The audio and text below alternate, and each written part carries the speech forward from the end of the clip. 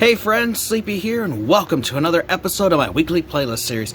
It's Friday, so it's time for me to let you guys know about the games I've been playing during the week. Of course, I'll let you guys know about my thoughts and opinions on the games I shared with you today. Let me know your guys' thoughts if you've played the games that I've shared with you today. Maybe there's something you liked about them, something you didn't like about them. I'd also like to hear about the games you guys are playing, as that gives me ideas and new games to play and check out. And if you guys have a recommendation on a game you think I might enjoy, please let me know, as I'm always looking for new games to play and experience. So this week, I have been playing just one game for the Xbox Series X, and it's one that I have played multiple times since I got it on day one, and that is State of Decay 2. Now, I started playing it again because they recently updated it, and somebody actually tagged me on Facebook. Somebody that supports my channel had tagged my Facebook page that they had just released the update publicly, and that you should check out the new changes and updates. And so I said, you know, that'd be kind of cool. You know, I love this game. It's been a few months since I've played it last. Why not pop it in again and see what they've done to it? And they have made some amazing changes to the game, and it's all for free. You don't have to pay for it, which is what is the greatest thing about the Undead Labs developers of State of Decay 2. So let's take a look at State of Decay 2. Hey friends, today we're taking a look at State of Decay 2, the Juggernaut Edition, playing it on my Xbox Series X. Started playing this again because somebody had tagged me on Facebook about the new Update 33 that went live, that added some new features and changes to the game, and I wanted to check them out, and I've been having fun playing it this week. So let's play it here on the campaign. I'll load up my community.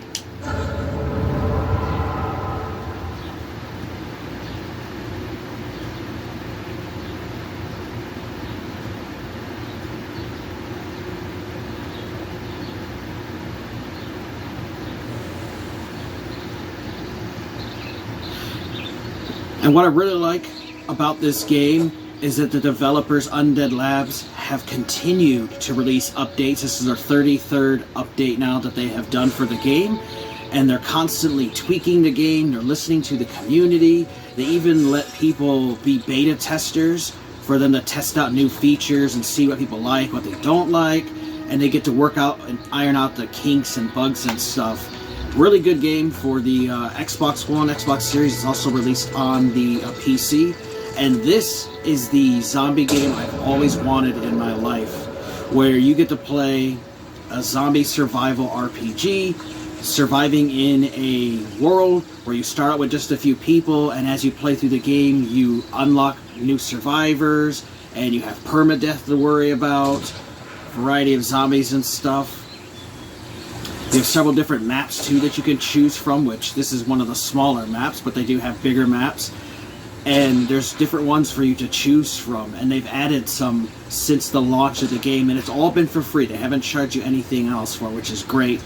Now, one of the newest things they did has to do with the main mechanic of the game of State of Decay 2 is the plague hearts. So there is a new type of zombie in this game that was not in the original State of Decay, and these are zombies that are affected by something called blood plague. They have red eyes, they have this red blood all over their bodies, and they can infect you with this new virus. And as you take hits from them, they don't bite you, they just have to simply hit you, your meter goes up. If that meter ever goes max, you will now have blood plague. And depending on your difficulty, you only have so much time to get a cure in. If you don't get the cure in time, you will die and turn into a blood plague zombie. So it makes them more difficult and to deal with. So one of the things they did is they had changed the blood plague hearts, which is what you fight, because they're the ones that create all of these blood plague zombies. And again, depending on the difficulty, depends on how many blood plague hearts you have to destroy. If you're on like the easiest, there's like 7. If you're on normal like I am, there's 10. But as you go higher in difficulty, you start getting more and more blood plague hearts, and they become stronger and harder to destroy. When you destroy a blood plague heart, it'll kill all the blood plague zombies in that area around it, and it'll also unlock the buildings that you can then take over to make outposts and stuff. One of the updates they did was that if there's a blood plague heart in the area, you cannot go to any of these outposts and claim them until you kill the blood plague heart, which is kind of cool. You know, they added that feature in there. They also made it that the blood plague hearts start out dormant, where they're not aware of your arrival in the area, they're not aware of your presence. But as you do activity in the area, kill zombies or drive vehicles around, they can get woke up. And once they're awake, then they will start actively coming after you by creating hordes, which will then go into bases, which will then turn them into infestations. And then the infestations actually have different levels of severity, from like a 1 all the way up to a 3. Then those infestations will actually start sending hordes out to attack your base, which you can set up a main base like I have here. And the more people you have, the larger bases you can get. So there's a lot of interesting features that they've added to this game with the update.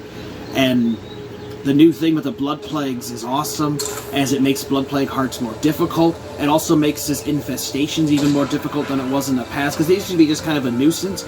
But now, they're making them harder for you to destroy, especially on the harder difficulties. The game can be absolutely brutal with the difficulty.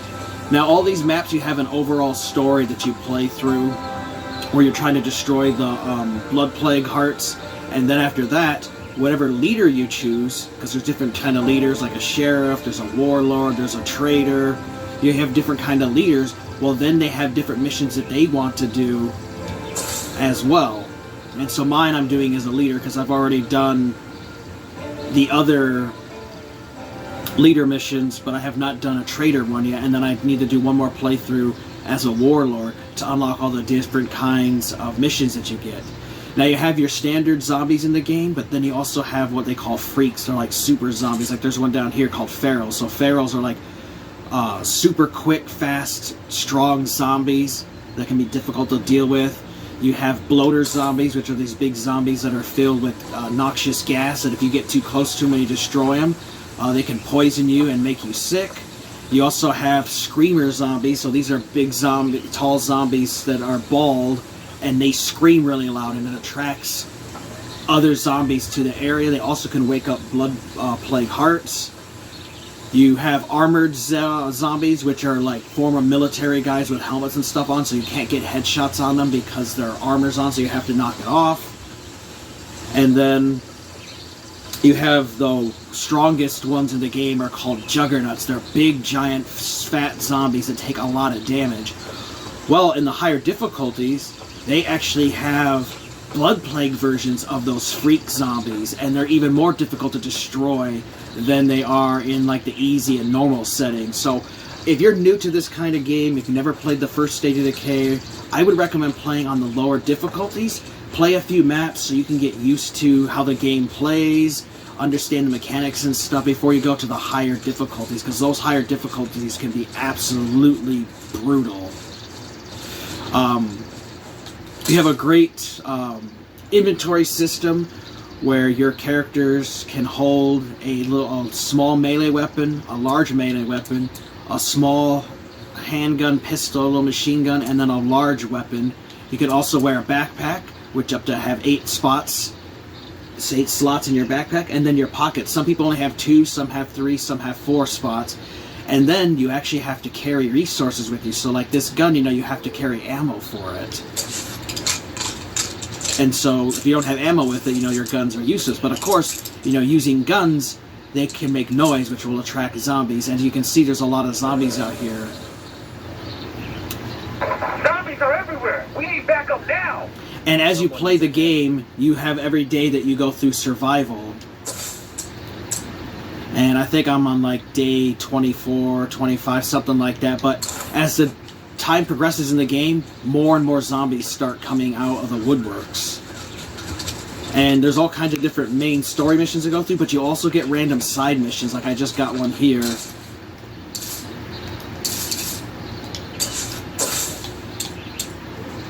So I have to get there in 15 minutes for the remnants. One of our enclaves needs help. Sit tight. We're on the way. With zombie battling, so let's go there. And what's also cool too is you can actually recruit an AI partner to come with you, and you can switch between the 2 characters. So I always recommend having somebody with you, a backup, because being out in the world alone sucks. Hey buddy, I almost missed you. And it also helps you with carrying stuff and fighting the zombies, especially on the harder difficult settings. Now, all your weapons have durability. They can break and get damaged. You have to repair them. You have vehicles in this game, and unlike the first State of Decay, your vehicles do require fuel to operate. So you can see how much fuel they have. And the higher difficulty, again, the less durable your vehicles are, and the more gas they consume, and the less gas you have. But you also have resources that you have to manage for your community because they have to have so much gas every day. They have to have building materials to build stuff, food to eat. You can get power, so you can power up stuff with power by taking over power stations and stuff. So there's like a lot of great features and stuff that are in this game that they have added to. They have made outpost stuff where you can build up to like 5 outposts out there. Well, those outposts have various benefits to them. Like they added this one. So this outpost, if I was to take it over, it makes it safe, so there's no zombies in the area. It collects food every day. You can upgrade it. You can actually learn gardening from this. It's an area where you can swap resources when you need to. And you also now, in this newest one, they added where defenses. If you guys have played the first State of Decay, you'll remember that you could actually arm mines and stuff to set traps for hordes. Well, they've added that back into the game since they've tweaked the new siege feature, where you'll sometimes have to defend your base for like 2 or 3 minutes from a zombie attack. Well, it used to be pretty simple and easy and be nothing to it. Now, they've made those sieges much more difficult to deal with, depending on how many infestations you have and the difficulty of the game you're playing on.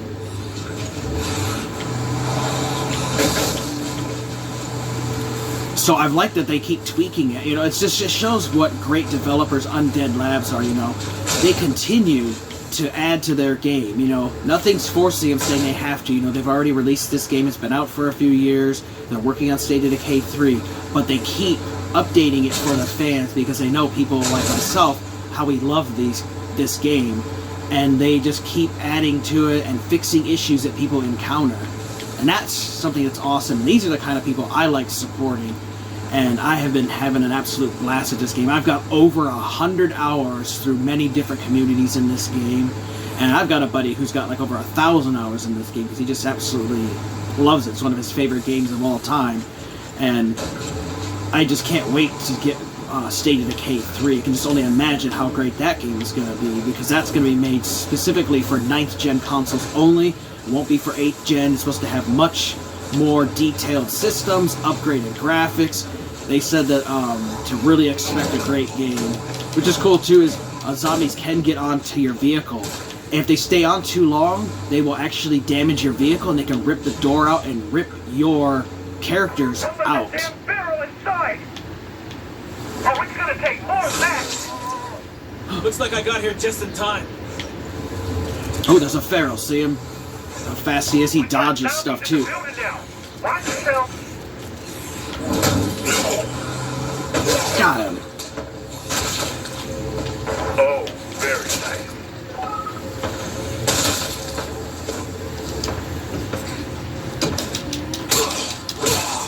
nice. Melee is definitely your best weapon against the undead, because you can kill them quietly, where guns make a lot of noise. So now we gotta help defend the remnants here for 42 seconds from being attacked by zombies. And so your enclaves will just take over random little outposts. Sometimes they'll actually take over bases that you can recruit, but if they have it, you're not able to. The other cool thing is the computer actually, AI characters get unlimited ammo, so you don't have to worry about them like draining your ammo. You can also get various attachments for your weapons. You can even get silencers. You're cool. I know that guy. Which silencers are much needed. And I have a scope on mine, so I can actually zoom in. Not in my house. Don't give up, folks. And of course, headshots. You definitely want to go for headshots to conserve ammo and take out zombies right away. Better keep them down. There's also stealth too in the game, because you can actually do stealth, where you can crouch down and you can actually sneak up behind zombies. Oh god, there's a screamer.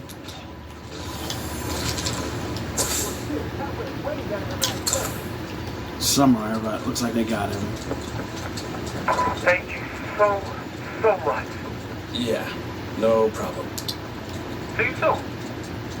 You're always welcome here. So because of that, we earn influence. We can use influence. It's like a currency system where in game you can buy things, which is like on here we have radio commands and stuff you can do.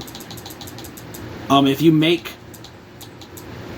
different enclaves become allied with you, and we get their allegiance up really high, you can unlock special perks and stuff. Like the ex-cons would actually assault a plague heart, so I could actually call them to help me do missions and stuff. You can also trade resources with them. You can even recruit the enclave members into your party. If you find someone you really like, you can actually recruit them for your own base. Now you can only have 9 characters total, but what they did add to this game is called a legacy pool, where you can actually send your favorite characters to a legacy pool to save, to reuse in other areas, because every character is different. They have different stats, they have different personalities, they have different traits that affect stuff. Like, this guy's a culinary specialist, so he knows about cooking, he grew up poor, he has a bleak outlook, so he loses some morale because he's not as emotionally stable as other people, so that can affect his abilities. And then he can sleep anywhere. I mean, so he doesn't get deprived of sleep. He can sleep and doesn't mind worrying about stuff. And then he's a hero. And then you can see all the positive stuff we get from killing a plague heart. We got extra 20, but because of his bleak outlook, it's down. It's cold out here, so because it's physically cold outside, he's affected by it. So it's really cool, all these things you have to manage.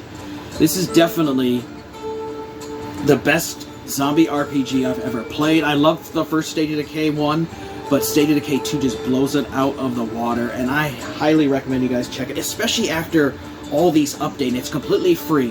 If you have not played it ever yet, now is the best time to play. They have all the best features added, new weapons, new items, new zombie types, new difficulty modes. All this stuff has been added for free, and it's a great time to jump into State of Decay 2.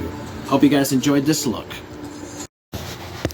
Alright, hope you guys enjoyed that look at State of Decay 2 again. You know, I talked about all the different updates. It's so amazing how they just keep adding things to this game, and it's always for free, and they don't charge you like other companies, like Ubisofts, you know, anybody like those, EA, you know, those jackasses. They would have charged you for the updates as DLC. Undead Labs doesn't charge you anything, and they do it for free, and they keep tweaking the game. And listen to the fans. If they find something that's wrong or bugged, they go out of their way to fix it. It's great. You have the main story campaign to go through, but then you also have this Heartland DLC they add to the game for free, and then you also have a Horde mode where you can go through and fight in Daybreak and fight these different waves of zombies, which you can then use to unlock characters and weapons and things to bring back into the regular game, which is great, and this has all been added for free. And anybody who plays, you automatically get upgraded to the Juggernaut Edition, where they added features and stuff, and you get everything added to it with the new Plague Hearts, where they start out dormant, but as you play through the game, you know, they can be woken up, and then they start becoming active, and they actively are coming after you now, where before they just were kind of there and were a nuisance. Now, these zombies are actually coordinating together to actually kill and take you over, especially on the harder difficulties. Now, I thought that was amazing with the new siege mechanic, the new infestation update, the update with the plague hearts. You know, they really keep crafting the game and the world to keep it fresh and fun. You know, they've added new maps for you to play through, and you can get a lot of time in this game. I've got over 100 hours into this game already, and I could get more because I haven't beat everything in it yet. There's just so much to do, and the harder the difficulty you play it, the harder the game is going to be to play, and the longer it takes to play through. I would definitely recommend playing on easy or the normal. There's actually 3 difficulty settings you can actually do to this game. You can tweak it based on your own preferences, but I would recommend play it like on a normal setting first, so you get a basic idea, because the higher the difficulty, the less resources you have available. The easier difficulty, resources are more plentiful, zombies don't do as much damage, you have more health, that kind of thing.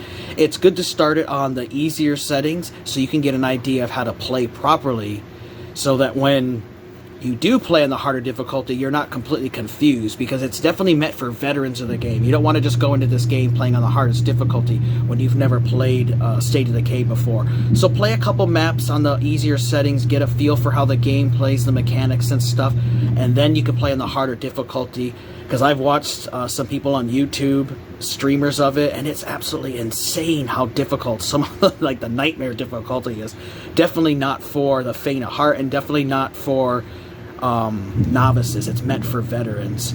I hope you guys enjoyed this look at State of Decay 2, though. It was an awesome game. It's one I'm looking forward to beating my trader one on, and I eventually would like to play through the Heartland DLC, because the Heartland DLC actually has a much more rich story, it says, and I would like to play because it actually takes place between State of Decays 1 and 2. It's something new that they added, so I would like to play through that story mode. Let me know your guys' thoughts on it, guys. Have you played State of Decay 2 before? Have you played the first one? What are your guys' thoughts on it? I'd also like to hear about the games you guys are currently playing, and if you have a suggestion on a title you think I would enjoy playing, let me know. I'm always looking for new games to play and experience. I want to thank you guys for watching. Take care. You guys have an amazing day, and Sleepy will see you next time.